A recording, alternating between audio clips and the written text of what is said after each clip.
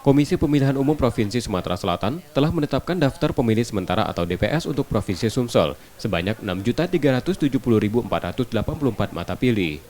Jumlah tersebut tersebar di lebih dari 25.000 TPS di 17 kabupaten kota se-Sumatera Selatan. Usai proses pemutahiran data, KPU membuka masukan dan tanggapan masyarakat terhadap DPS. Masukan dapat disampaikan lewat PPS, PPK, maupun KPU di kabupaten kota. Memastikan nama telah terdaftar, masyarakat dapat melihat pengumuman DPS, baik di kantor desa maupun kelurahan, maupun mengeceknya secara daring di laman cekdptonline.kpu.go.id. Tanggapan tersebut akan dimasukkan dalam DPS hasil perbaikan, untuk selanjutnya ditetapkan menjadi daftar pemilih tetap.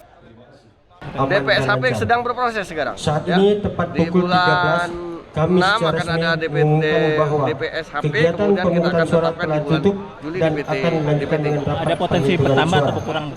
Tetap ada peluangnya bertambah berkurang, karena bahwa memang kami akan kita melakukan kan sifatnya penghitungan faktual. suara Jadi yang kita tidak akan bisa dilaksanakan mengestimasi, dengan bisa dua bertambah panel kalau seandainya yang banyak akan meninggal, diikuti banyak yang oleh- pindah, diikuti bisa atau juga disaksikan oleh Bapak, Ibu, berkurang, saksi, bertambah dan dalam pengawas artian TPS. misalnya ada Kami masih banyak informasikan pemilih lebih pemula lanjut yang belum terdaftar tentang atau yang masuk pembagian eksodus penghitungan masuk ke suara Sumatera Selatan. untuk Termasuk memimpin pada TNI masing-masing Polri yang panel pensiun, yang kan bisa menambah.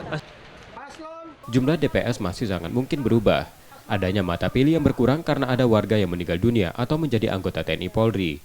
Sebaliknya mata pilih dapat bertambah karena ada pemilih pemula yang baru melakukan rekam data, pindah domisili ke Sumsel atau pensiun dari TNI Polri.